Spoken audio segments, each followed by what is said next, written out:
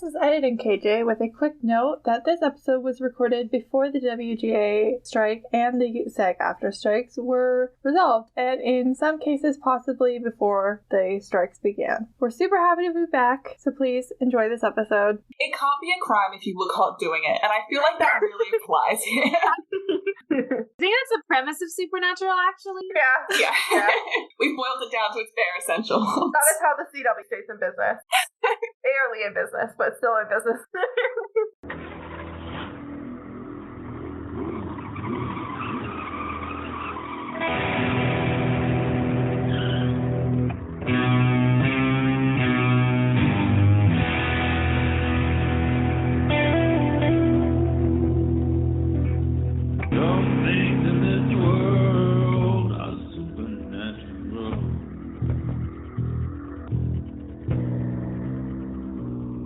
My name is KJ, and you're listening to the Supernatural Opinions podcast, where some things in this world are supernatural. My pronouns are she, they, and this is the podcast where I talk to my fellow Supernatural fans about Supernatural, and we share our Supernatural opinions. Today, I am being joined by my guests, Meredith, August, Beth, and Jamie, because it is a full Pod Squad house this week.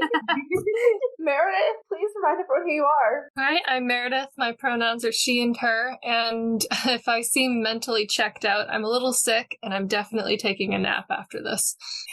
Valid. I mean, by the time we're done recording this, you can go to bed. That'll be okay. It'll be an acceptable time. It'll be so early for me. August, please remind everyone who you are. Hi, I'm August. My pronouns are they, them, and I am one of the hosts on Saving People Queering Things, as well as, along with KJ and Beth, Wayward Parents. And Beth, please remind everyone who you are. My name is Beth. My pronouns are she, her, and I am one of the hosts of Driving Pigs, the podcast, and also one of the hosts of Wayward Parents, along with KJ and August. And Jamie, last but definitely not least, please tell everyone who you are, and also if you could update people on where you're at watching live.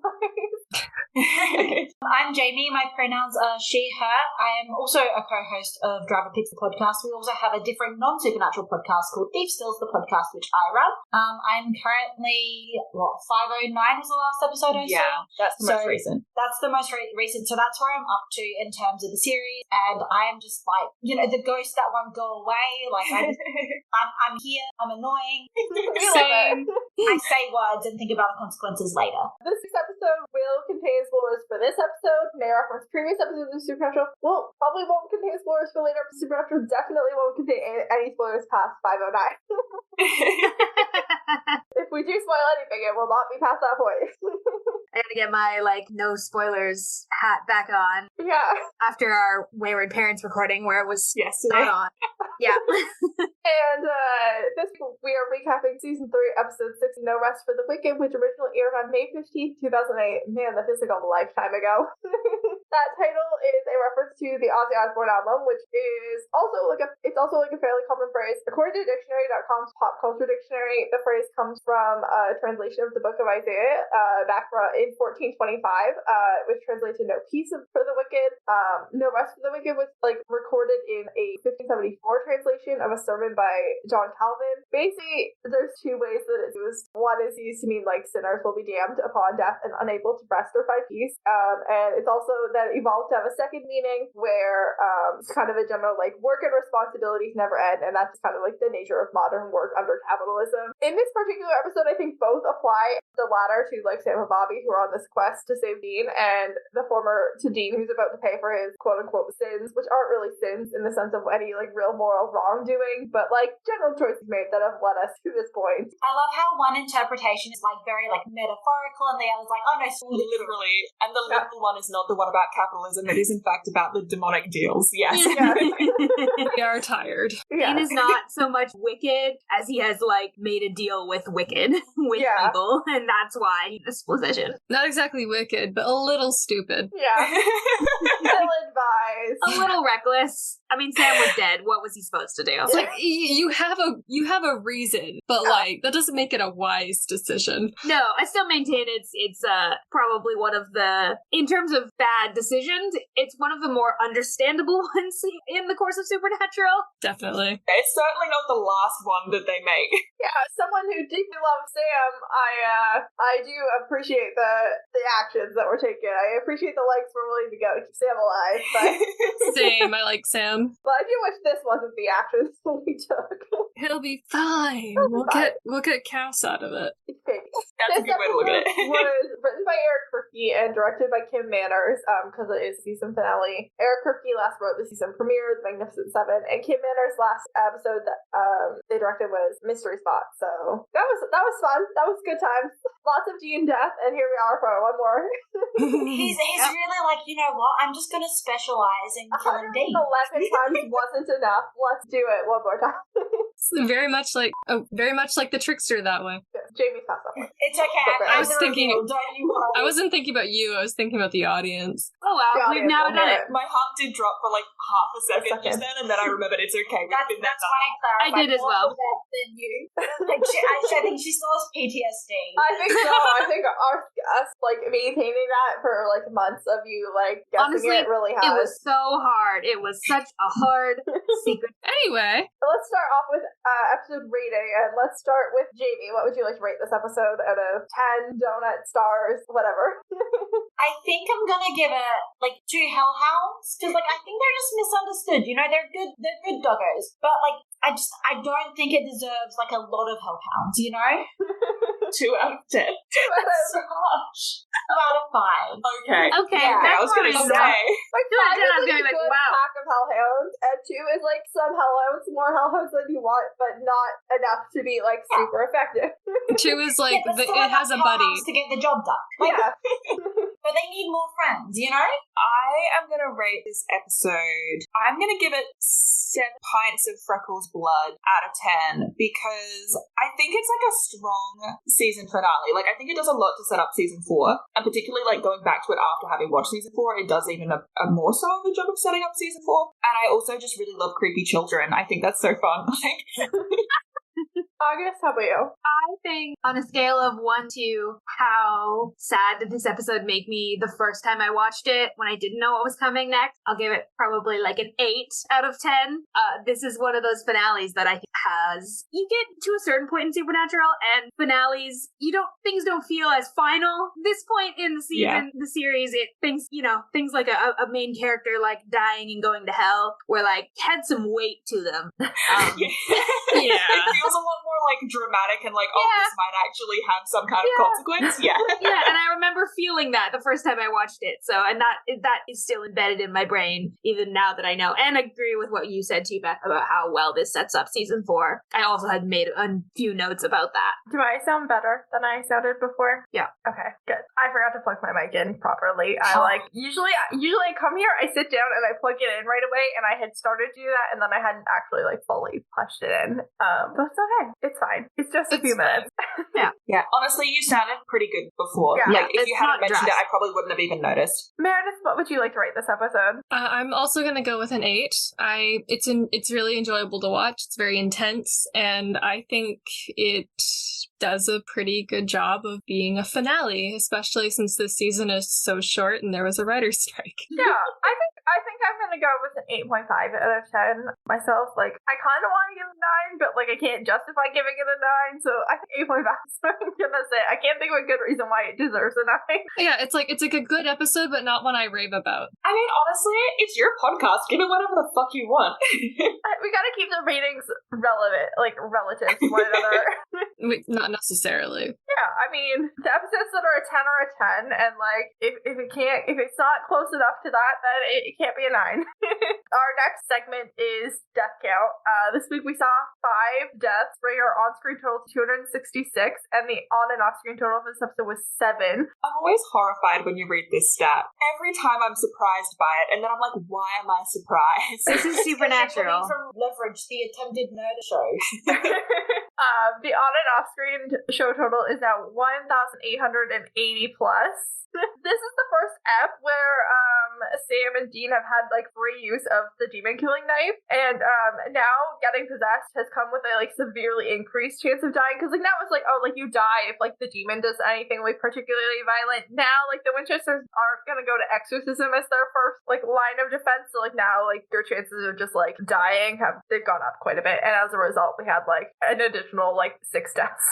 Yeah, which is very sad, but Yes. it I guess I can kind of see why they did it, because it's just faster than doing an exorcism, but still, like, innocent people are killed when they don't have to be. Yeah, I think it's like a really interesting like switch around as well, because you have like, I want to say in one of the last episodes of season 1 when they rescued John, and you sort of have that moment where Dean kills the demon with the cult, and it's the first use of Dean's theme, and you have this whole arc where he goes through this really emotional point of like, oh my god, I just killed an innocent civilian, and then you get to this episode and he's just like, I'm just gonna stab this guy in the throat and like literally not think twice about it. Yeah, and Meg was in that episode too. Like that was the episode where they unpossessed Meg, and you have Bobby very significantly point out in that episode back in like season 1, like, hey, like there are 2 people here. Yeah. There's the demon and there's the human they're possessing. Like, gotta Like, if we can save the human, that should be a priority of ours. Yeah. We don't just, if we kill the demon easily, kill best. Meg was the wrong case in which to make that argument for Bobby, because Meg was like very clearly not going, like the girl Meg was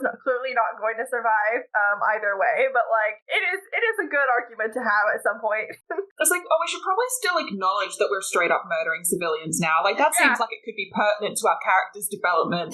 Like, it matters. The respect now, for life matters. Well, and the like position that they're being put in, where there's the self-defense against demons inevitably means like collateral damage of people, is just sort of their reality now, and that's not small. A lot of fucking people died this season.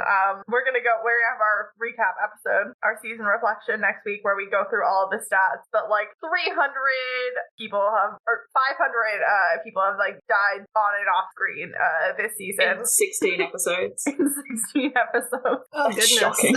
Yeah, just wait until we get to the end of season 400 of those are attributed to either Doc Benton killing people for spare parts, or Dean Winchester just being repeatedly murdered, but like that accounts for like 4 of the 500. But it's a lot. It's still a lot. Like, to just be like, okay, like we're not even gonna try to save people at this point. Like, we're just gonna kill people and get through this. Like, it's a hard turn to make, but it's a journey. Honestly, both Winchesters have been on this season. Mm-hmm. Things have gotten to a different level. That's one way to we're say really it. in like the war mentality, where like they're just casualties of war, and we can't think about it too much. Yeah. And they clearly can't think about it too much. If they had prioritized exorcism in this episode, it would have turned out very differently. Yeah. And I think that like a lot of things that they would have tried to do maybe wouldn't have worked as well as they wanted it to. Yeah. From there, let's just go into the recap. That seems like a good time to just start talking about this shit. There we go. Yeah. Obviously, this is the last episode of the season, so we get our Carry On Wayward Son montage. Honestly, I don't think I'll ever get tired of it. I do have to say, this montage in particular, I did feel a little bit personally attacked by having you and Dean at the end scream, "You're gonna die, and this is what you're gonna become," right before we get to the now part. It gets me every single time. Yeah. That monologue from 310 lives in my head rent free, just generally. But seeing it in this recap, knowing what happens in this episode, whoever made that editing choice, you were so correct for that. The Carry On Wayward Son montages is really good. Like, there's like fan-made ones that are really good, but honestly, the ones that exist in every season of the show really do just hit. Which is saying something, because generally fan-made edits and montages are significantly better than things the show does. To do something like 13 times and have all of them be good is really just a choice. I did skip it. Well, Jamie, you are an outlier and should not be considered. The supernatural version of Spider's George at this point. Like, Dean is running. Hellhounds are chasing him. It's a dream for now. He wakes up, they're maybe at Bobby's, and Sam comes in with news that Bobby is away to find Lilith, which is great, but it's not that great because they only have 30 hours to go. Like, they're at the last possible minute. And Dean kind of wants to just abandon ship and, like, make a TJ run, which would be great if you were anywhere else except for South Dakota. It is a 26-hour drive from Sioux Falls, South Dakota to Tijuana, and we have 30 hours. Plus, how are these two crossing the border? Like, how is that? That's good. That's the other 4 hours right there. Later, they managed to somehow get into Canada, so I'm sure Mexico won't be a problem. There was a point where they managed to make it to the UK. Don't think about it too hard. Stupid. But, like, also, that happens. 4 hours. Assuming the border crossing goes great, that leaves you 4 hours for your senoritas, your cervezas, and your donkey show before Sam has to drive those 26 hours back alone without you. Yeah, after he's, dead. Completely. Yeah, maybe he's just driving back. Maybe, like, Gene is, like, literally just like, how do you get Gene's body back across the border? Like, what do you do? What is the plan? If you don't? And Put then obviously season 4 plays out as season plays out, except for 401, it's just Dean trying to get back over there. I want that. Detained at the border. Imagine him just trying to walk back to the US. They are legally, not only are they, like, were they legally, like, on the FBI's most wanted list, they're also legally dead. Like, how the fuck are you planning to get back into the States? It's a bad idea. He'll put on some sunglasses and a mustache and pretend he's someone else, and the people on this show are so bad at their jobs, it would work. I get that, like, Tijuana is, like, kind of, like, known for being, like, a place that you go across the border to party, but, like, at least pick somewhere that's, like, down from Sioux Falls. Like, at least if we're gonna do that, Let's go geographically somewhere that's geographically feasible. more possible. So I'm just going to put this here so that if you want to cut it out, you can, because it will be made next episode spoilery. But instead of, like, Cass leaving him to claw out of the grave by himself, he just leaves him to try and get through customs by himself. I would love that. Imagine Cass watching from afar and being like, this is interesting. Legally dead Dean is trying to argue his way through customs. I'll probably leave it. I feel like Cass existing isn't a spoiler. Yeah. I have to run to the bathroom over that. Okay, here's a little asterisk on my no spoilers for upcoming episodes, except for 401. It's the only episode we're allowed to spoil. Look, I was like, I'm not sure how much of like spoiler is, because last time you were editing it, you're like, you put in so many spoilers, Jamie. So I'm like, I'm trying to be good for you. I forget what you guys are talking about last episode, but I want to say it was something like really spoiler, like late season 4, and it was like 303 or 306 or something that I was editing. Like it was a whole thing. I don't remember what it was, but I'm sure I kept it if it was funny. Oh, I'm sure. Oh, maybe you'll find it later. Not like what I say isn't spoilers. No, it's kind of impossible for what I say to be spoilers. Like, yeah, you're not used to it. It's fine. I'm very much not used to it. You are. It's very funny to watch you be like, oh, now I can spoil things accidentally? Oops. You have so much power. I didn't be able to do that. Anyway, Sam says, let's save your life and never fucking go to Tijuana and do any of those things. Because, yeah, no part of Sam wants to drive through the night to get drunk. Is that a direct quote? It doesn't seem valid for him. Doesn't seem like a Sam sort of enjoyable situation. No. He was allowed to swear, he would have said that. He would have. Oh my god. I was watching an episode with Moira and one character went like, don't screw with me, and another character went, but you're so screwable. And I was like, just let them say fuck. Yeah, just look. At the point you're like, it'd be easier. Yeah. Anyway, Sam does get like a little whispery, but like there's volume. Like it's a whisper in tone, but not a whisper in volume. Like He's projecting. He's projecting. He needs it to be a loud whisper. Yeah, and he like assures Dean that Dean's not gonna go to hell. Sam's not gonna let that happen. Sam's a fucking liar. I honestly, like, rewatching this episode this morning, I was like, this feels wrong. And I was like, what about it is, like, not sitting right with me? And I realized it's because it's such an older sibling thing to be like, I'm not going to let anything bad happen to you. And I was like, oh, that's why it was wrong. It feels like it is like word Sam's for doing word the thing some that of Dean has always done for him. And I'm like, it's just so backwards in my brain. And it feels almost like a kid mimicking what a parent would say to them. Yeah. Because Sam doesn't fucking know kind what of to adorable. Well, Sam doesn't know what to do, and he's just like, well, this is what Dean would say to me. Yeah, it's like basically So like I'm just Sam gonna like mimic a bunch that. of those season 2 speeches where Sam's like, what if I go dark side? And Dean's like, that's not gonna happen. Don't even worry about it. I'm gonna save you. Like, yeah. Honestly, Sam's probably internally freaking out throughout this entire thing. Absolutely is. What do you say? Sam is not doing well. No. in this I don't think episode. anyone's been doing well since, like, This is Mary not died. I don't think there was a single episode this season where we could say that Sam was doing well. It's more like Sam is still doing bad and doing equally bad. We can't talk about it every single episode. He's got some different trauma now. It is so interesting, like, over the course of the show, watching Sam try to comfort Dean, because he always kind of takes a very similar approach. Like, it's so funny thinking about, like, the speech that Dean kind of gives him here about, like, you know, let's go, like, have a party out the last couple of hours, you know, kind of thing, comparatively with, like, I mean, advanced Scientology. Like, I assumed the episode title itself is not a spoiler enough that it matters, but, like, and the way that Sam is trying to get through to Dean in that episode, like, oh yeah, it's just so interesting to, like, look at I just watched how that whole arc with Moira, and, like, it is exactly, like, Sam just mimics Dean because he doesn't fucking know what to do as the older sibling. He just does not know how to be an older sibling. Mm-hmm. Which, to be fair, not his fault. Yeah. It's just interesting watching him try. Yeah. Dean's attitude for Sam's entire life is, I have to take care of you, and, like, not once has Dean ever thought that Sam reciprocated that, apparently, until he sold his soul, and Sam was like, well, I'm gonna save you, like. And Dean's like, whoa, that's not your job. That's never been your job. And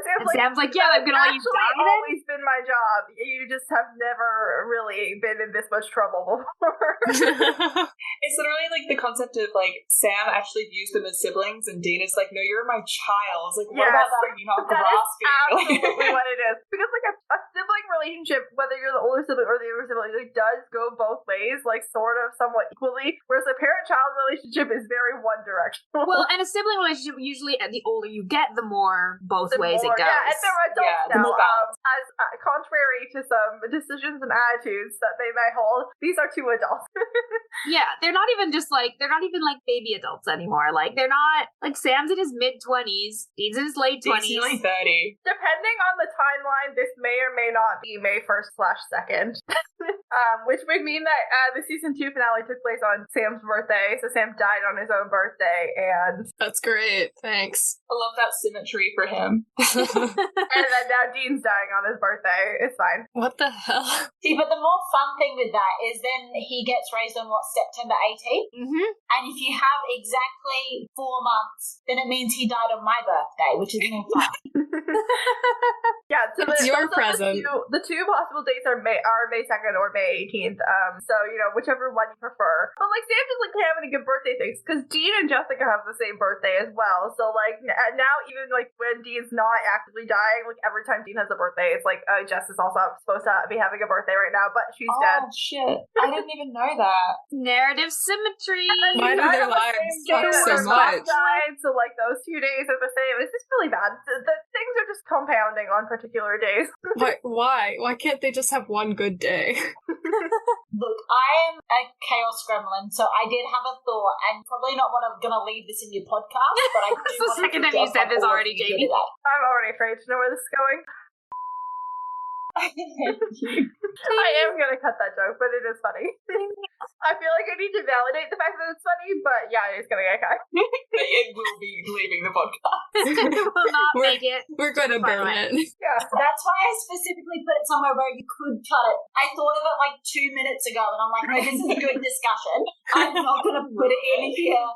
I do appreciate that. Dean hallucinates Sam face doing the scary doctor lady like hallucination where, like, the It's doctor a lady good visual hallucinates effect. the motel clerk's face in Crossroads Blues right before she died, and Dean just is like, yeah, okay, but he doesn't believe it. And then we get the season 3 title card, which I don't think we've taken a moment also to appreciate, so I took a moment. What does it look Now like that it's again? on its way out. Yeah. It's our last day together. Thank you for your service. Your last night on Earth. It's a very good song. It's like a bright white flash with the key of Solomon and Devil's Trap, and then we get, like, the title over these, like, clouds that are, like, red in the center and, like, blue and black towards the outside with, like, some light/lightning, like, flickering through. It gets demon, smoke, storm, lightning kind of stuff. It's really cool. Fabulous. It's serving look. It is serving looks. I think I kind of wish, like, the key of Solomon was, like, more than, like, a second, but, like, I get that, like, it would have been too busy to, like, leave it for longer. her, so I get why they separated those two things. And the Supernatural title cards, it's so funny watching it on streaming services because it gives you the skip intro option, and it's literally 5 seconds long. You're like, at this point, there's no point. Yeah. Yeah. By the time I press yes, skip, it's already over. I did skip it. You know what, fair. It's the 16th time you've seen this particular one. You've seen it. You've seen it enough times. But yeah, honestly, usually I would comment on it in the first episode season, and I kind of remember not doing that this season, and I was like, we better do this before it's gone. Before it's gone, and we're on to next season's, which is one of my favorite title cards. I honestly don't remember right at this exact moment what season 4 one is. I really love the sound effect that goes along with it. Yeah. Yeah. But after we get the title card, Bobby is here to do some incredible work. Now that he knows Lilith's name, he's able to get an exact location, and that is New Harmony, Indiana. And Dean's like, I don't know if we can trust that Lilith's actually the person that we want, because we learned that information from Bella, and we don't fucking trust her. Even if we do find her, we don't have a way to kill her, and also she really wants Sam dead, so we're not gonna risk Sam dying when we only have 1 day for this deal to go down. We already had Sam die, and it just led to some bad decisions. If Sam dies on the same day the deal comes due, then this whole thing was for nothing. Look, I have said it before and I will say it again. Sam should be dead. Yes, Dean has tried to welch on his death. That was in the terms and conditions. It was in the fine print. Yeah. Dean is not allowed to try to welch on his deal, otherwise Sam dies. Sam should be dead. He's like, we're not going to go in if it's going to risk Sam dying. And I'm like, the very act of going in, whether you have a plan or not, should render Sam absolutely dead. Yeah. Plot. He should have been dead 4 attempts to fix this ago. Exactly. But also, it's not like, oh, well, if you try to welch, you don't die, just Sam dies. No, they should both be dead. I'm just imagining a demon who's monitoring this, looking up from their phone and being like, he's already dead on the inside, I'll kill him later. Being like, you know what, just give him some more time and he'll get there. It's kind of funny. So Sam's answer is to summon Ruby because they have no real time and she is the demon killing knife, so that would scratch off one of the things that Jean just brought up as a problem. That would at least give us a way to potentially kill Lilith, and it doesn't matter if Bella or Ruby is a liar because we only care about the knife. Do you know what I do love about this scene though is that, and I recognize that it was written by Eric Kripke, who theoretically should really be keeping up with his own story and lore. Yes. But he literally has Sam ask point blank to Ruby, how do you get around so fast? I'm like, Sam, babe, you just summoned her. You used your magic to bring her directly to you. That was the thing you just did? Yeah. That was the thing you just did? Oh my gosh, that's such a writer's mood. I forgot I did that. All season. It reminds me of Hollywood Babylon and the whole, how do they hear the chanting in hell? Yeah. It's they must have super hearing. It's a whole nothing burger. That's so funny. You know what it is? He thought of the joke and he's like, I need to put this joke in here. Yeah, that's what it is. That is there. No, I know it doesn't make any sense because Sam knows exactly how she got here so fast, but I really like the joke, so we're leaving it in. And no one was just like, Eric, you gotta kill your darling with this one. So Bobby is teeing Sam in the argument of well, we might as well fucking try. And Dean's like, no, we're doing something else or we're not doing anything at all. And so Bobby's gonna go find something else. I just would remember that time that Dean was dying and John didn't even make a return phone call. Bobby's putting in the fucking work here. And Bobby just gets in and immediately removes Dean's need to be the parent in the situation, which is really, really nice because Dean will be all stoic and be all he will stay in that parental role. As soon as Bobby's there, he's able to just actually be okay, maybe I do need help. Yeah. And it's remarkable that the same effect doesn't seem to happen when John's around. No. If anything, Dean doubles down on being Sam's parent when John's around. Well, yeah, because John can't be trusted to do it. No. Sam summons Ruby, which is initially portrayed as because Sam's codependent and can't listen to anything. But later it's just no, everybody's in on this. But Ruby says she knew the whole time that Lilith had the contract and she didn't tell them to keep them from going in unprepared, and because Sam wasn't ready, and Sam's like, just give me the knife, I'm ready to go. Sam was not ready to go, but spoiler alert. Oh, Sam also confronts her about lying, and she agrees that she can't save Jean like she said, but Sam can because he's got a God-given talent. Well, not God-given, and that's fun. I do love that line. It's clearly something in the bubble tea. Yeah. He's got something. That's going to be very funny to people who listen to Driver Picks podcast or crossover listeners. It's real subtle. She's like, your powers are just dormant, and Lilith is scared that you're going to wipe her out if you undormant the powers that Sam insists for like the millionth time he does not have anymore and has not had since Azazel got murdered. Undormant the powers. But he calls him Yellow Eyes. Like, he knows his name and he's still like, Yellow Eyes. It's like, we got all the way past the killing point. I love that you said undormant the powers. Like, there are other words you could have used, but I like this one better. Undormant the powers is much funnier. It is funnier. Thank you. You're welcome. And then Ruby's like, I know that you're desperate, and I also know that you hate being different, and different is a very relative thing when you're a hunter, because like Sam and Jean are already different from like 90% of society, but the difference that Sam's worried about are like... They're also different from hunters because it's almost like their father isolated them and never let them make those connections. Yeah. It's their main characters. But like different in the sense that Ruby means different, means like other hunters are more hunters would be like Gordon and want to kill me. Yeah, there's a you're different as in like you are different than you are the thing that you are human. constantly trying to save people from. There's something about your humanity that is different from most other people's and humanity. not in a more humanity kind of way. Yeah. They're not like other girls. In a less Sam's not like other girls. And Sam just does really hate the idea of being different. Ruby's just like, you know what? Suck it up. Like, you have the powers to fucking use them or else Dean's gonna die. But Dean's been listening this whole time and he knows his brother and Sam will not be taught anything unless it's over his dead body. And I'm like, you know, Dean, you've got less than 2 days to live. Please consider that maybe if Sam can't save you, he'll perhaps avenge you. And who's gonna tell him no powers then? And also, there will be literally a dead body for Ruby to be able to train him over. Yeah. Yeah, honestly. It's gonna be there. It's gonna be right in the room. And it's not even going to be a surprise because they know it's coming.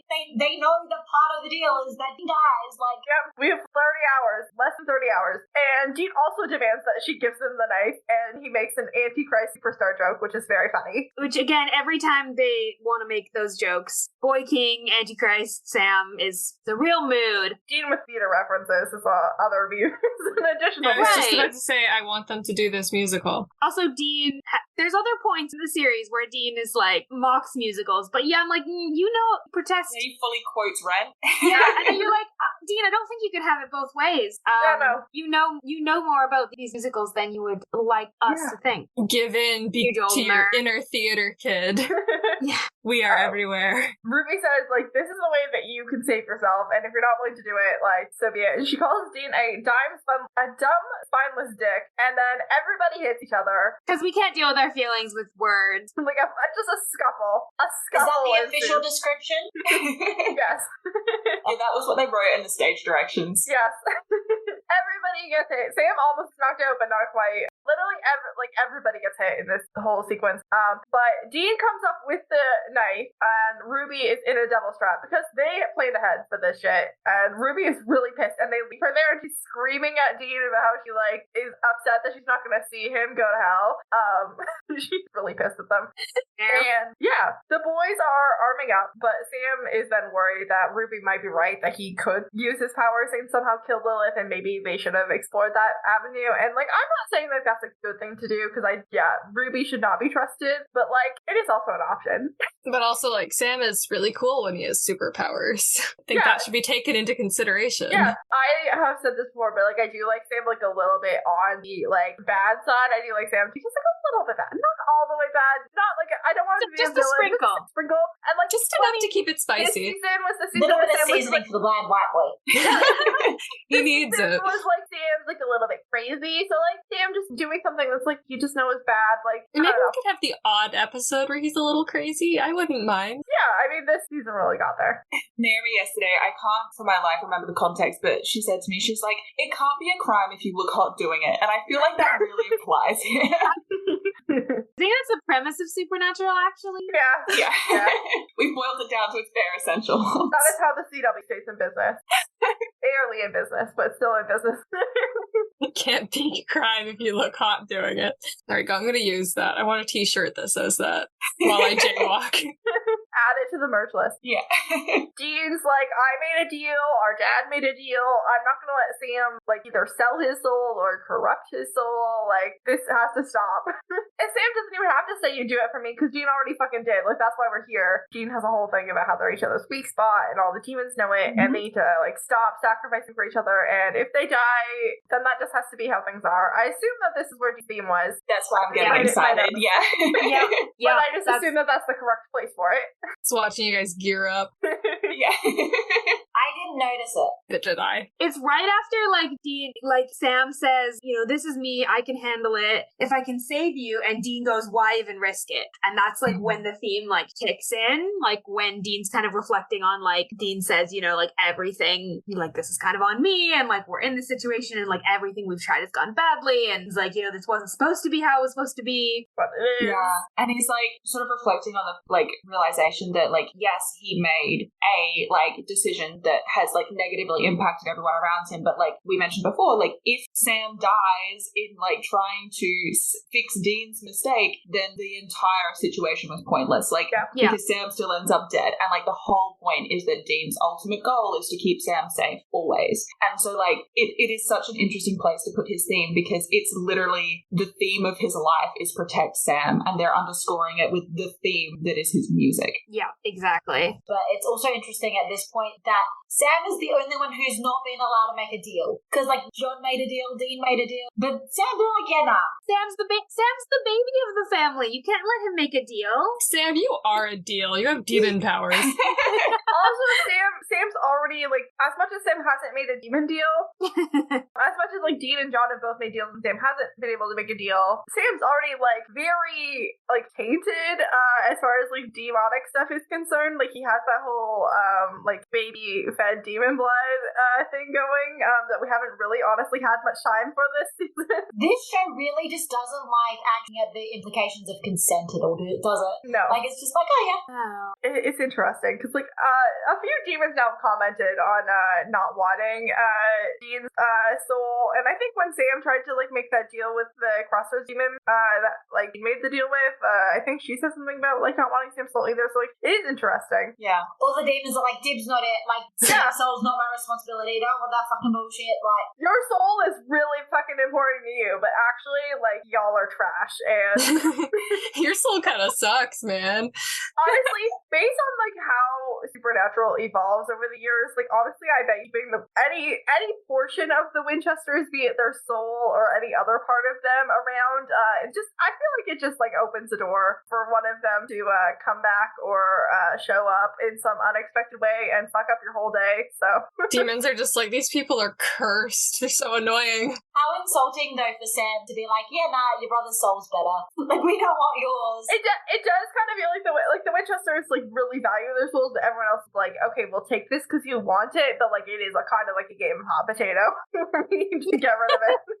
They were like, this Fine, doesn't, you can have a deal. sure, but it doesn't. We Ultimately, don't this is more want you to trouble than have it's worth. it. We don't want you to have it, but, like, also, like, we don't really fucking want it.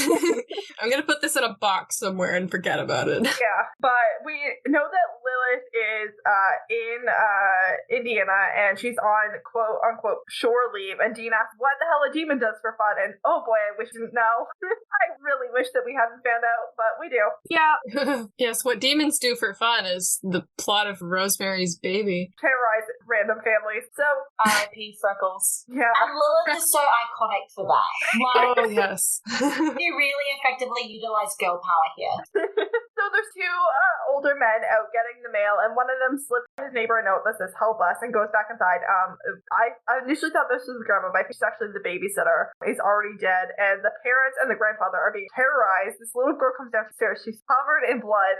She just killed Freckles, so I think we're supposed to assume it's their cat. Can we just talk about Yeah, how awesome this actress is? Animal of some sort. Yeah. Yes, a cat or a dog or something. Judging by the amount of blood, probably not a guinea pig. Like, Yeah. you know, Freckles sounds like a cat. Yeah, I would be it sounds like a cat name.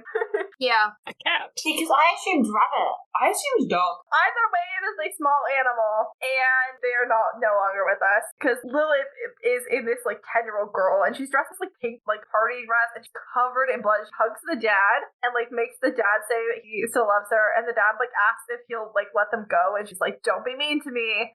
And she's so creepy. And Can we talk about how awesome this actress is at her job? Yes. I've also seen her like in a few episodes of like Disney Channel shows, and she is so good at playing a crazy person. It's uncanny.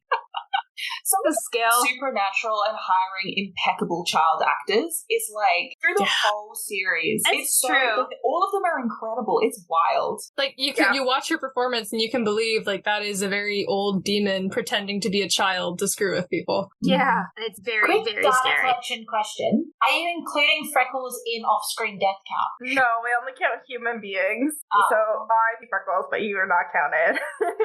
I think it's sad too. Don't worry. Yeah. So this is the actress Sierra McCormick, just for the record. But she's acted in a bunch of things. She was on a bunch of Disney things. How old is she? When was she born? In 1997. So She was like 10. yeah, she was probably about 10 or maybe 11 when they were filming. Yeah. So she did a great job, honestly. Yeah. Yeah, she really did. Yeah, she was great. Sam and Dean are trying to leave Bobby's, but Bobby has pulled a piece out of Baby and asks what the fuck they think they're doing, running off without him. And he says his iconic family don't end with blood, and he knows that Dean started hallucinating, and they are taking Bobby with them. No room for discussion. We also can't slide by one of my favorite lines of all time. Do I look like a ditchable prom date to you? I'd like to argue that based on Dean's history with prom dates, he doesn't know what the difference is. Just trust Bobby, okay? He's not a ditchable one. That was not what I was getting from the scene. What I want to know from the scene is what fucking part Bobby's meant to be holding. Because that does not look like any... It doesn't look like anything all that It looks like a piece of plastic. Yeah. Like Exactly, but in a car of that age, you're not expecting something like, and it's still so white. Like, it's like, I'm like, I don't... most of the car has been rebuilt within the last year. True. But Sorry, August, what were you going to say? no, it looks like a piece out of a smoke detector is what it it looks like. actually does. Okay, I'm glad it's not just me. It's on a smoke detector. Yeah, that's what it looks like. I don't understand it. I don't know what it's supposed to be. I don't We've know been cars. led to be this is some crucial piece that the car will not start without. Maybe he just really wants to put a smoke detector in the car, and Maybe. You know what I think would have been funnier though if he just had like the battery from the car and spin like that scene in The Sound of Music with the nuns. Sam tries to do a just in case goodbye with Dean, and he's like, no, absolutely not. And he puts on Bon Jovi's Wanted Dead or Alive. Okay, quick poll for everybody. Do you sing the Sam Wanted or the Dean Wanted when this song comes on the radio? Sam Wanted is so much funnier. It's more fun to sing. I agree. Wait, what I song? did not pay enough attention to know a distinction. Though I do like doing the gruff Dean voice for the first part. So I used to only sing the Sam Wanted, but I think over the years I have transitioned to the first one. I will fully sing both. So Yeah, I think both is valid. I tuned out for like 1 second and I forget what song we're talking about. I'm actually not quite sure what the question I'm is. very confused. So, in this scene, they're like singing along to Wanted Dead or Alive by Bon Jovi. Okay, yeah. Dean starts with the verse, but then like on the second chorus, there's like a Wanted, and then there's a second Wanted that's like in the background, but Sam only sings the background one. Oh, I'm one of those crazy people literally try to sing every single Every- part yeah, of the song every part, by yeah. itself. That's the most fun. Almost. If I'm singing with someone else, I'll sing the background one because they're not going to. But if I'm singing by myself, I'll just sing the main one. See, because I'm the sort of person who I'll just sing both. yeah. I think that is where I've landed as well. But if I'm with two people, I think I would default to the Sam one. When you asked, just like the way that you framed the question, I thought you were meaning like the way they pronounce the word wanted. And I was like, did they pronounce it significantly They are differently? very different, actually. They are different. And I actually do. wow. I agree with August that the Sam one is more fun. I think it was very weird because me, Beth, Meredith, we're just like sitting here watching August share the brain cell. And we were just like, What are What's you happening? talking about? What's happening? I'm like, I love the energy, but I'm very confused. They seem excited. Do I have to be excited? Once Sam starts like really getting to the song, Dean stops singing because his only goal really was to like distract Sam and make Sam less sad, and like Sam actually does like kind of start enjoying himself for a second. And like once he accomplishes that, it kind of goes from like when the song first comes on, it's like a hey, this song is hitting too close to home and that's funny, and then as soon as like Sam's into it and Dean doesn't have to like be into it anymore, it really goes to like this song hits too close to home and I don't want to die, but I probably am about to die. So You are, sunshine, you are.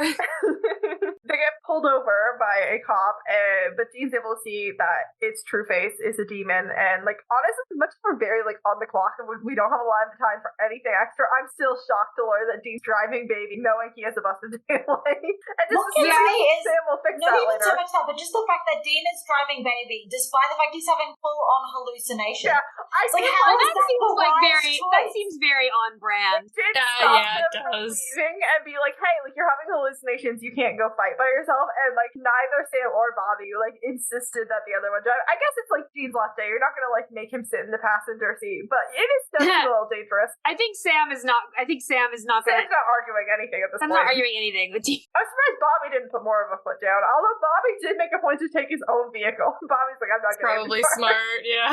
I do not understand why it was necessary for them to take two separate cars. I Like, honestly think that was the reason. Bobby's like, I don't trust the guy.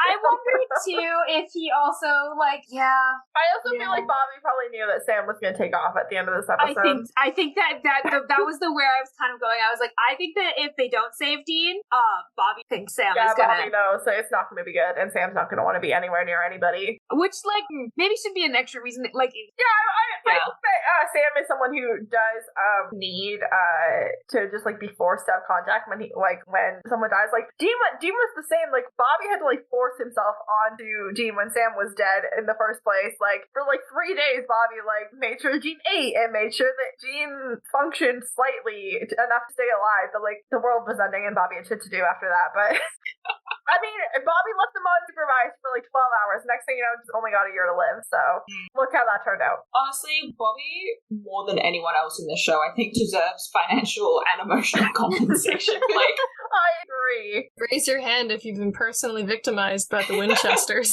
Bobby's at the top of the fucking list. but the thing is, I don't think Bobby would ever actually raise his hand. No, he would not see it that way. No. Unless the question was who's specifically being victimized by John Winchester. I don't think he absolutely would. Someone else. Holding Sam and Dean's hands up. I think like Rufus would hold up Bobby's hand. Yeah.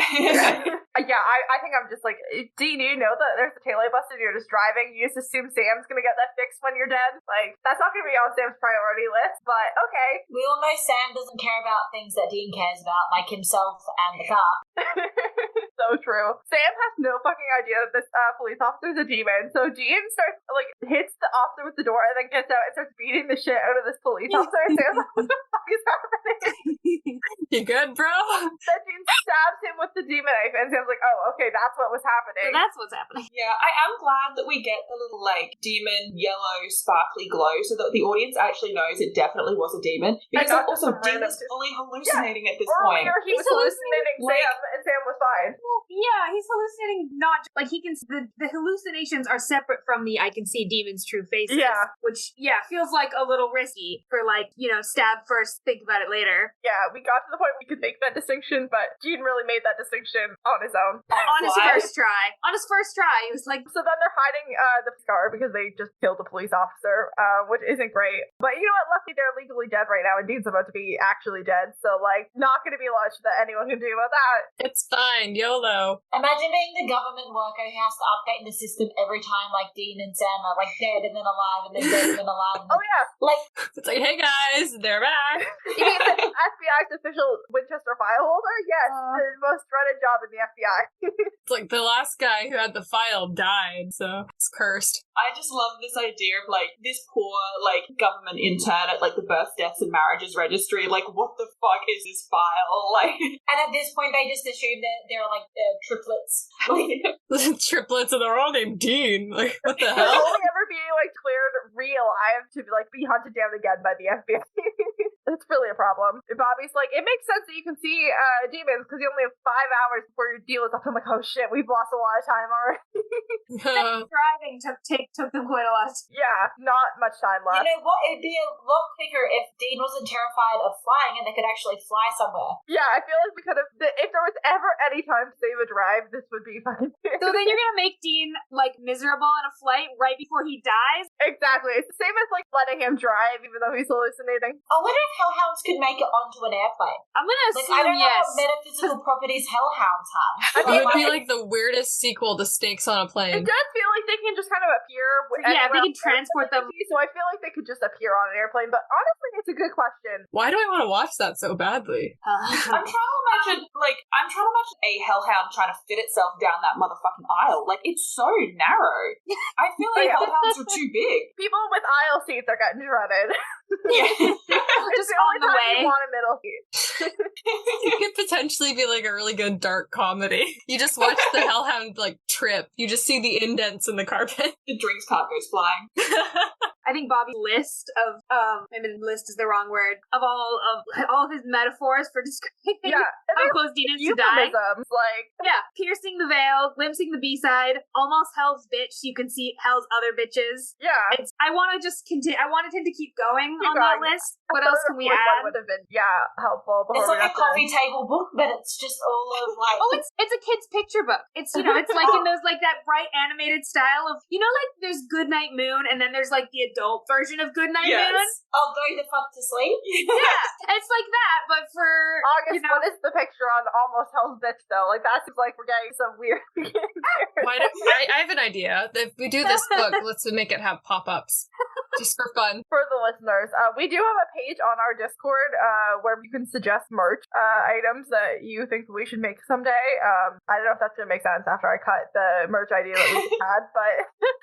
Just editing KJ can say, we had a great merch idea and then we cut it so no one could steal it, but you can go here if you want to have your own merch idea. Yeah, the first one before we start to really come up with ideas. You can keep like the first riffing. Yeah. And Dean's like, that's probably a bad thing. And Sam's like, let's not talk about how worrying that is. Let's instead use this to our advantage while we can. And then we're back with little baby Lilith Demon, who is having a birthday every night so that she can have cake. And she calls the grandfather out for contacting the neighbor, and she kills him and then asks for ice cream with her cake, which is just iconic behavior. Stitches get stitches, Grandpa. Dean then says that the neighborhood is crawling with demons and specifically points out the mailman who's working even though it's like 9 p.m. and which means we have 3 hours. Now that we've arrived here, we're down to 3 hours. This is really funny because it actually relates back into something we said in like the second episode, which is like they're pretending to be the park rangers, but it's like 7 o'clock at night and they're going to people's houses. Like no government worker is out after 5:30 p.m. But now they're specifically calling out that like, no government worker is out after 5:30. Dean also very specifically points out the neighbor that the grandfather had slipped the note to as being a demon, so that was not great choices. Dean's not on board for killing a little girl who happens to have a demon in her, and Sam's like, it's for the good of literally everyone else if Lilith dies. And like, yes, that's true, but also I miss my Sammy who would have tried to save that little girl. Because it's a little girl. She's like 10. She's probably no more evil than a regular 10-year-old. This is pretty evil, to be fair. Yeah. It's evil you can train, though. Assuming she's been awake for any part of this, like, gonna need all the therapy. That whole family is gonna need the most extensive therapy. Even though she remembers absolutely nothing, which seems too nice for Lilith. Her babysitter, grandfather, and pet have all died. I think her parents are gonna need therapy just so they can look at her again. Her mom came around pretty quick when she was no longer possessed, but that was also in the moment. Yeah, in the moment. Yeah. That doesn't mean her mom went pretty far in the my daughter's possessed and this is it. It's too late. And we're willing to. I feel like the guilt of like being like I was willing to watch a person stab my child, my daughter, right next to me. I think that's gonna in my arms possibly haunt her a little. Probably. Actually, it's really interesting to like look at that and then think back to The Kids Are Alright, the second episode of this season, and like because we talked about like something really similar, where it's like that mom literally tried to drown her daughter and then had to come home with that, and then to see her still alive, like yeah, exactly the energy, like, and that in like The Kids Are Alright, that girl's dad died too, so like now her mom like is a full-time single parent instead of just like a part-time single parent. Like, you know, can we just, instead of like the Men in Black or Men of Letters or whatever, can we just have like a secret society that goes around giving therapy to these people? You need a supernatural therapy association. Just deals in, like, have you witnessed a supernatural traumatic event? Like maybe with less like gaslighting and it was all in your imagination or, you know. Yeah. Or like, we will believe anything that you say happened and we will help you deal with the trauma of it. Yeah. You don't need to know if it's all in your head or, you know, if monsters are real. I'm thinking of a specific episode from season 11, Yeah. but also season 15, Yeah. I want to say. 15 or 14, maybe. Are you mean after Rusty now? I know the one you're thinking about, Fort. Yeah. Sam and Dean killed a mailman demon. Well, Bobby whips up some holy water for us, which we'll come back to later when it's revealed how amazing Bobby is. They'd be all dead so many times in this episode if it wasn't for Bobby. Oh my god, so many. Sam wiped Demon Blade on his sleeve, and I just thought that was an interesting choice. There's an entire, like, dead body with, like, you don't, like, you could have wiped it on. Yeah, I also was like, interesting. It was a choice. At least he's cleaning it. Aslan would be proud. Not really, though, because it's still covered in blood. So, yeah. It's still covered in blood, it's just not dripping with blood. Yeah. Oh, gosh. My goodness. And that's when Ruby shows up, demanding the knife back, and Dean calls her real face very ugly. And I'm going to refer to this as Ruby until the reveal that she's actually Lilith, because I'm not 100% sure where that switch happened, if it's already happened at this point. I doesn't. I think my argument is that it happens later. This scene, it's definitely actually Ruby. And Dean can tell yeah. the difference. Because Dean can spot the difference and it's right at the end. At the last second, yeah. Yeah. I'm just going to call her Ruby either way, no matter what the situation is, until we get the reveal of Miss Lilith, because it's easier. And then I'm going to call her Lilith, because that's easier. Ruby says that Dean's already dead. We might as well just cut our losses and go. Like, I'm not going to let Sam get himself killed. And Sam's like, you're being a bitch. I'm not listening to you. What gets me, though, is they do all of this, right? But they've already established in Juice and Below that they could literally just play an exorcism tape on, like, a loudspeaker. Yeah. Especially because, like, their whole thing, I think the reason they maybe didn't start off there was they wanted an element of surprise, but, like, the element of surprise is blown, because Dean is like, there's, like, 6 demons that have come outside, and they all make a run for it, and they're all about to, like, basically get killed, except for that Bobby has used his holy water for the lawn sprinkler, like a genius. Yes. We brought him. I remember when we talked about, is it Salvation, where John puts John does the... Right, he does the holy water. And I was like, do you know what? John has rights for this. I was like, this is, like, the one time where I'm like, I feel like this is a very smart tactical move. And then I saw this episode and I was like, oh, okay, actually that wasn't John, that was Bobby. Just And he told him to do this. Yeah.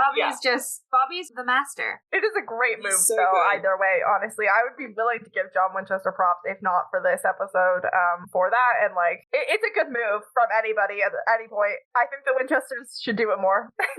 One of the fun things about this series is that it has so many, like, redneck characters who are geniuses, and it's so easy to write off rednecks, but, like, on this show you can't, because it's everybody. Yeah, Bobby is by far, like, one of the best, like, characters, and, like, not just, like, from a fighting standpoint, but, like, from, like, a intelligence and tactical and research standpoint. Like, Bobby is amazing. Or, like, Ash. Like, it's immediately... Ash. Yeah, exactly. Yeah. Same deal. Dude had a mullet. Business in the front, party in the back. Love Ash, miss Ash. We all miss Ash. Gone too Always sad soon. about Ash. So they step over the dead babysitter, and the terrified dad is downstairs and says, like, the daughter's upstairs in the room, and Dean's like, go downstairs, and he's like, not without my wife, not without my wife, and Dean's like, I don't have fucking time to argue with you, and just knocks him the fuck out and takes him downstairs and puts him in a salt ring. Real choice. It's a real choice. So Sam and Ruby go upstairs alone without Dean, because Dean's taking that dude downstairs, and the mom's on the bed with the girl, Zoe, who Lilith is in, and she's terrified, but she nods at Sam to, yes, go ahead and murder her child, and that is horrible. Totally fine and normal. We had this conversation in the Changeling episode, but, like, how far gone do you have to be want like, your child to die? I mean, it's the same as, like, Bobby killing Karen, like, his wife. Like, yeah, there's a point where you're just like, I don't have any other options. Yeah. Sam looks really scared, and then he's, like, psyching himself up to do it, and then Dean comes in at the last second, because Lilith is not in this girl anymore, and, like, Sam almost murdered a 10-year-old. Yep. Day in the life. He sends them down to the basement with the husband, so they're out of the way for this fight, and Sam asks Ruby what he should do to save Dean, and she's like, it's too late, we needed time for that, and I'm like, okay, I mean, 30 hours wasn't a lot of time when we got here with 3 hours to go. Yeah. Okay. But she's got the demonic jetpack. You can get there quicker. Yes, that's true. I guess she probably could have cut down on their commute a little bit. Travel.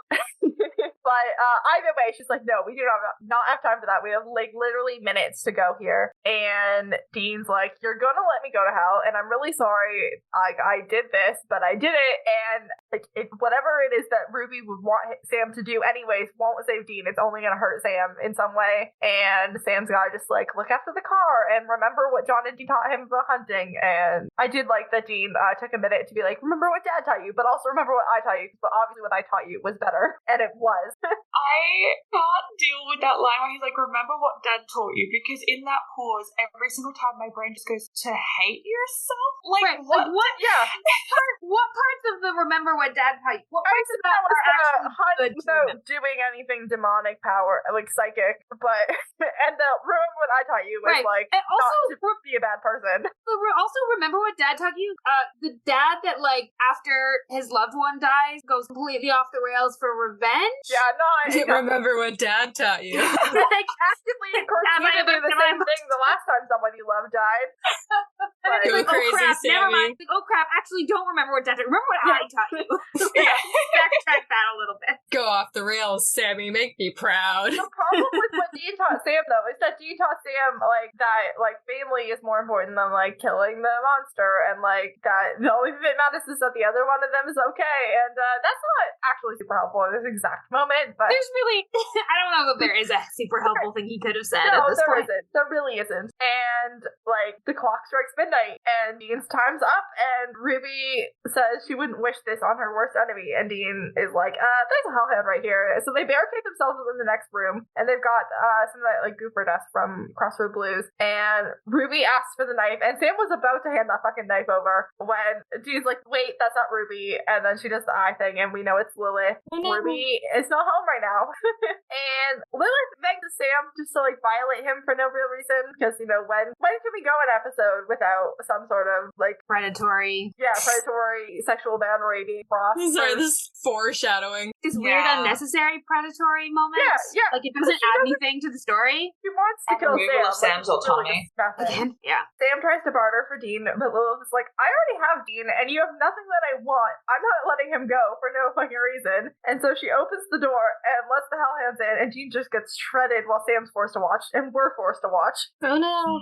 It's been a while since I watched this episode, and I was like, wow, it is worse than I remember. Yeah. Pretty bad. Like, I feel like I just watched another, like, later season's Hellhound episode where Hellhound took out a character I really didn't want them to, and I was like, that's not as bad as this. This is up close and lengthy on It's the very gruesome. falling. It's quite bad. Lilith tries to use her powers on Sam, but Sam is fine. It's also suddenly daylight in the next, despite just being midnight. Suddenly it's daylight coming They in from the realized that outside. they still had some lighting budget to spend. It's like, this would be episode wasn't dark thematically enough. cool. Honestly shocking, because I feel like the fight scenes out on the lawn with demons, like, weren't super horribly lit. They weren't great, but they weren't, like, you could see them. I didn't have to, like, turn the brightness all the way up on my computer just to make out who was standing where. True. Game of Thrones. Oh my god, I saw a TikTok the other day that was like, you know what's great about The Last of Us is, like, you can fucking see during the night scenes, and I was like, yes, you can. Yes, sometimes I don't want to be able to Yeah, see. sometimes I wish we but didn't see, I but can see. it is nice to have But the I option. You can just look away when you don't want to see, versus, like, when something's filmed in the actual fucking dark.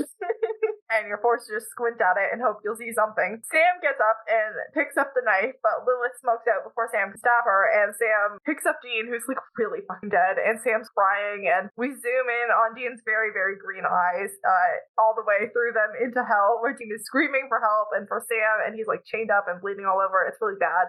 So we played it back, and we're done, and this season's over. Yay! Let's cry, guys. What a wrap up. I love that.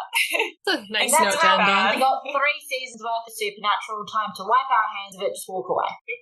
This season is such a this whole episode, I'm sorry, like, there's not much going on that isn't, like, a bummer in this episode, and, like, It's a really especially deep the last, like, finale few the whole minutes, time. like, Dean Winchester dying is traumatic as fuck, and for Yeah. everybody involved, and, like, it's just a lot. It's not a great note to end on, so Yeah. yeah, let's go right in the segments and not dwell on it too much, because we have until we start next season to dwell.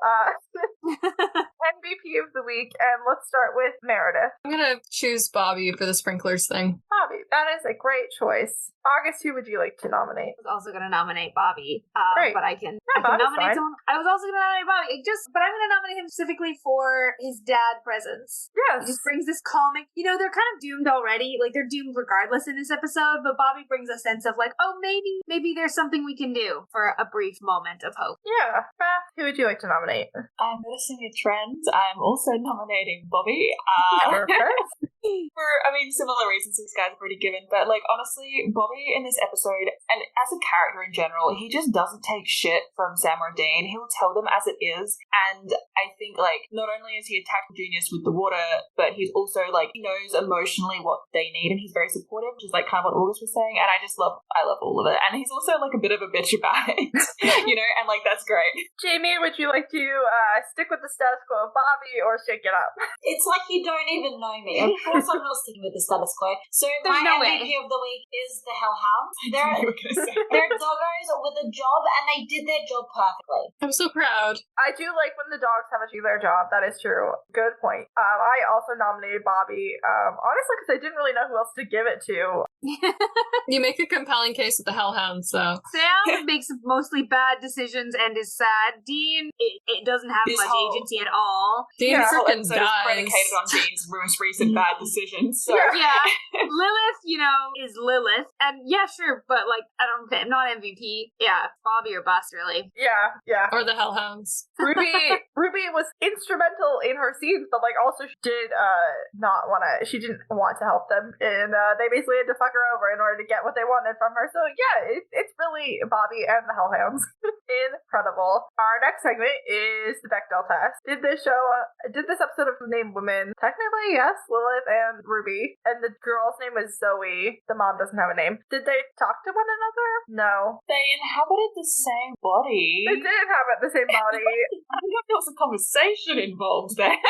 There could have been, just off We screen. could maybe imply that there was an off-screen conversation between But nothing on screen. Bechdel test. Probably Ruby saying "what the hell" as she's tossed out. It's a no. It doesn't happen where we can see it, so it doesn't count. Yeah, I feel like there are some cases where it doesn't pass the Bechdel test, but that doesn't mean there weren't interesting female characters and arcs involving Yeah, them. and that is very, very. Yeah, because you can't even, I was trying to think back, because, the mother doesn't have a name. So it's I think there is some, vague conversation between Lilith and the mother, but I don't think the mother technically has a name, so I don't think it counts. It does not count because the mother has no name. Yeah. I was I feel like we got a name for her, but, I'm trying to think of the name, and I'm I don't. unless we want to refer to her just as mom, because I think she gets called that, but that's not a name. It's just an endearment term. Yeah, it's a job title.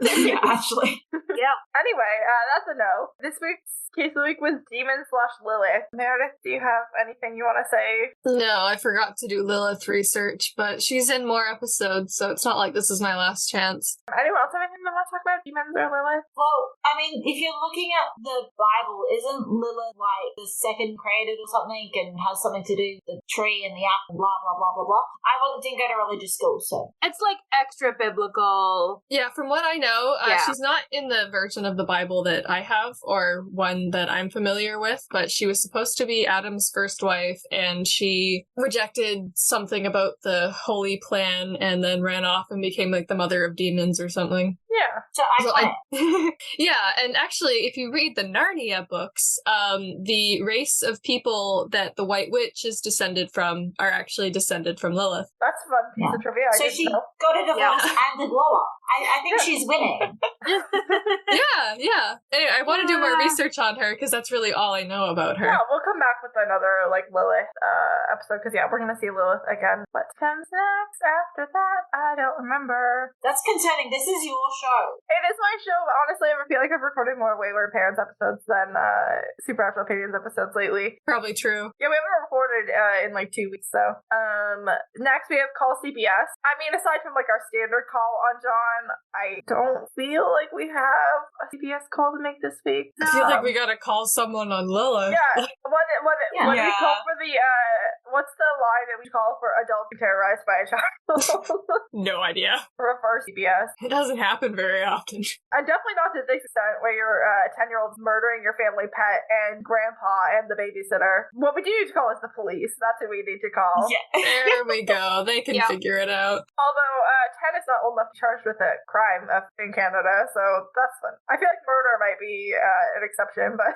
And also, like, you know, we shouldn't try and put this child who's just half possessed. We shouldn't do that. Yeah. Really, we need what happened in this episode, which is that supernatural hunters to get Lilith out of the terrain. I feel like, just based on the fact that, like, Dean dies in this episode, I feel like Sam and Bobby probably didn't really do a great job at cleaning up this family either when they were done. Like, I'm gonna guess they did not last long. Yeah, they probably just shuffled out of there and left everyone else to clean up. I'm gonna guess if anyone did anything, it would have been Bobby. Yeah. That's true. Bobby might have stayed to clean things up, honestly. Yeah, maybe. I hope so, honestly, for That's this probably family's why they sake. There's no way Sam. There's no way Sam did. Sam's over there. Like, obviously, they buried Dean's body, so they stayed long enough to remove him. Our next segment is the firing squad, which is people who did not perform their job duties. Police, security guards, public servants, customer service people. There was a lot of that in this episode, to be honest. Like, this was a pretty, like, closed episode with the boys, and honestly, even the possessed workers were doing a pretty good job. Yeah. I don't know. I was Like, going to that's say, hot. like, the mailman was like, you don't just stand there and, like, looking at other people's mail. Like, you've got to actually deliver it. He was out there at 9 p.m. That's so industrious of Yeah, him. he's just Working working that out. overtime. Yeah, he's getting the overtime, but he's not doing the actual job. You know what, fair enough, I'll allow it.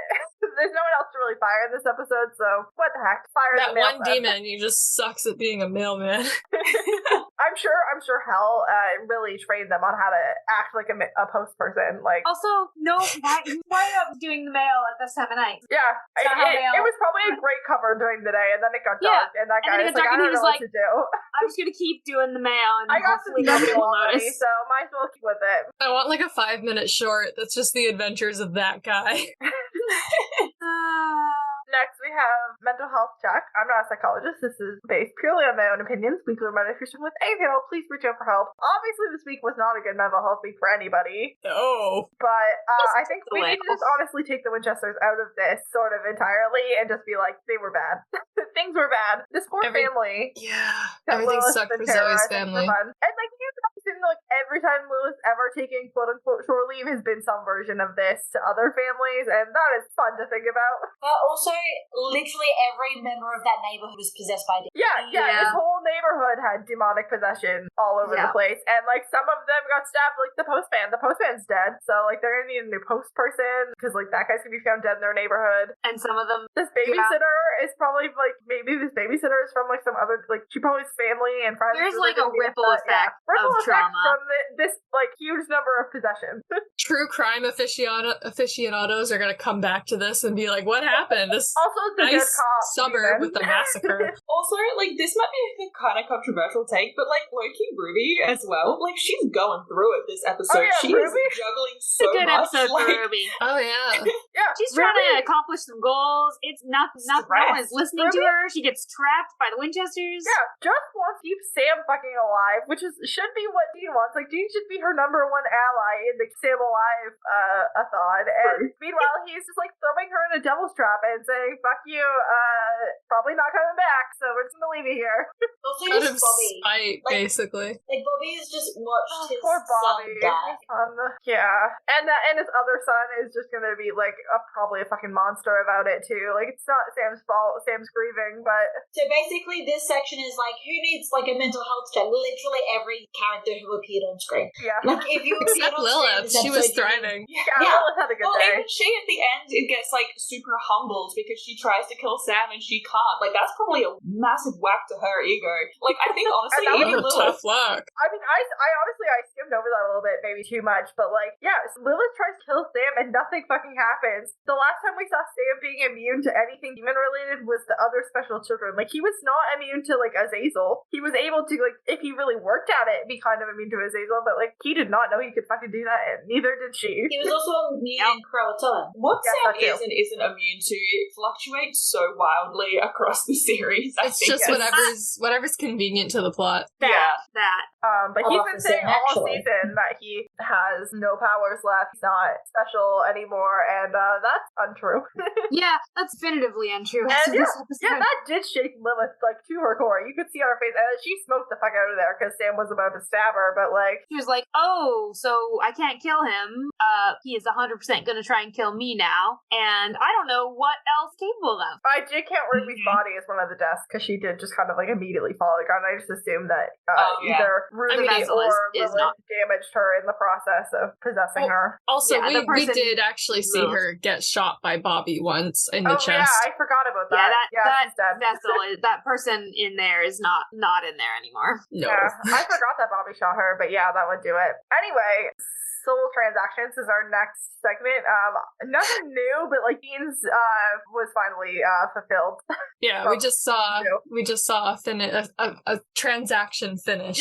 Yeah, we finished that transaction. It's behind us now, thankfully. And Sam's traumatic brain injury. Sam almost got knocked out in the take the knife from Ruby scuffle, but he didn't, and he didn't technically get knocked out in the Lilith scuffle either. So I don't think he got knocked out in this episode. But I mean, Dean did knock out the husband, so it's not a main character. We did see head trauma. We only care about Sam. Head trauma, and for the purpose of this count.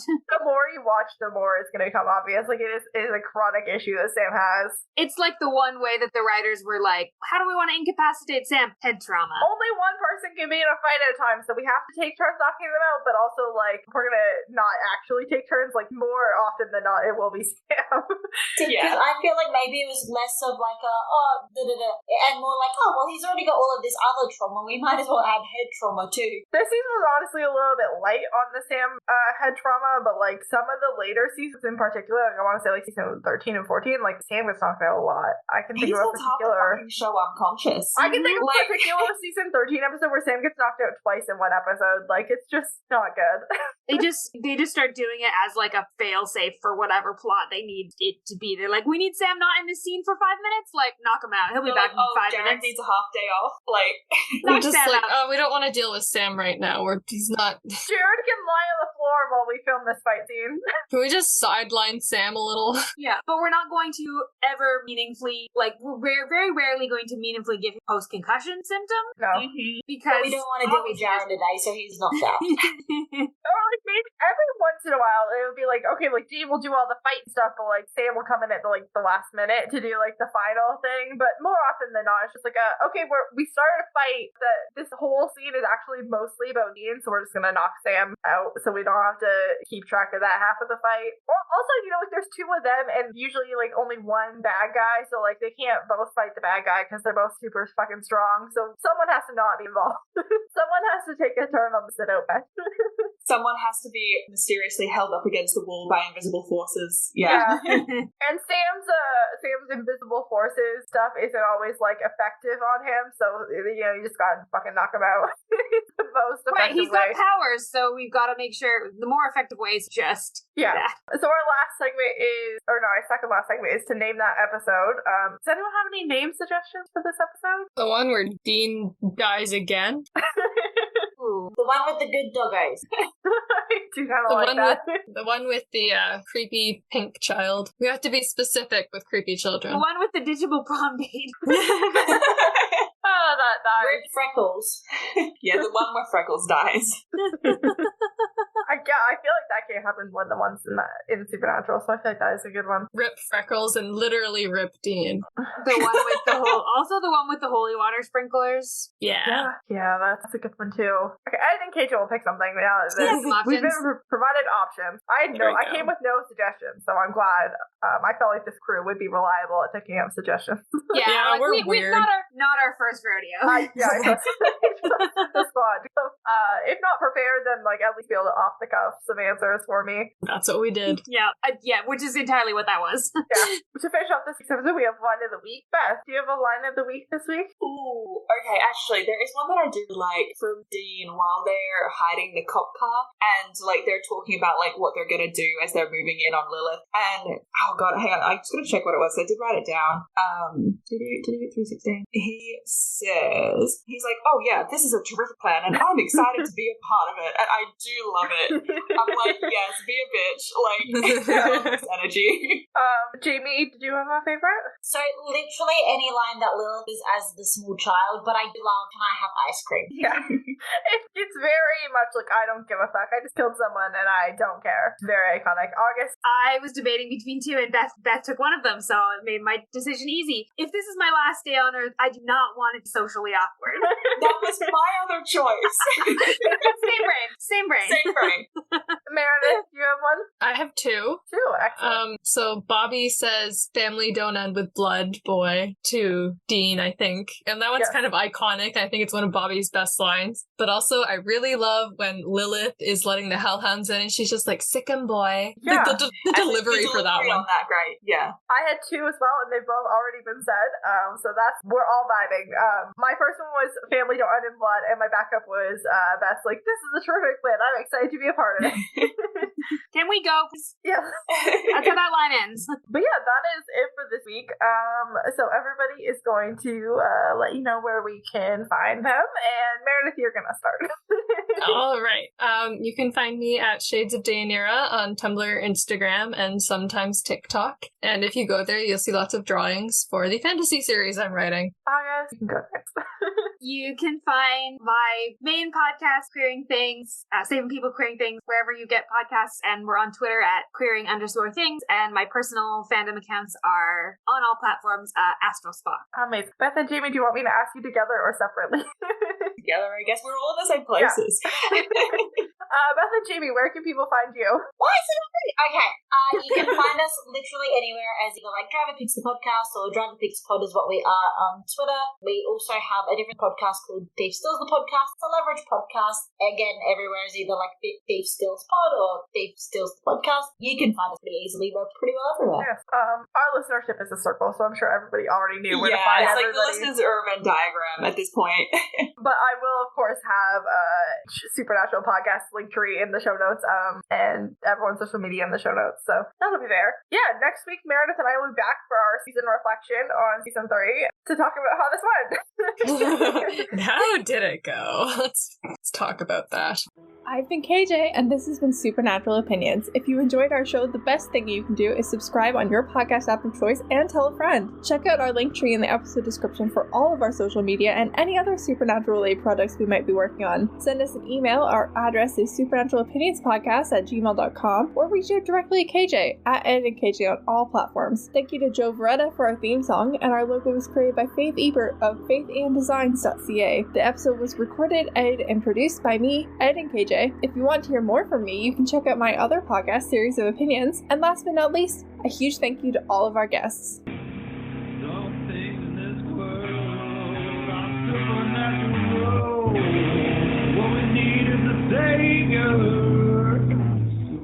Supernatural.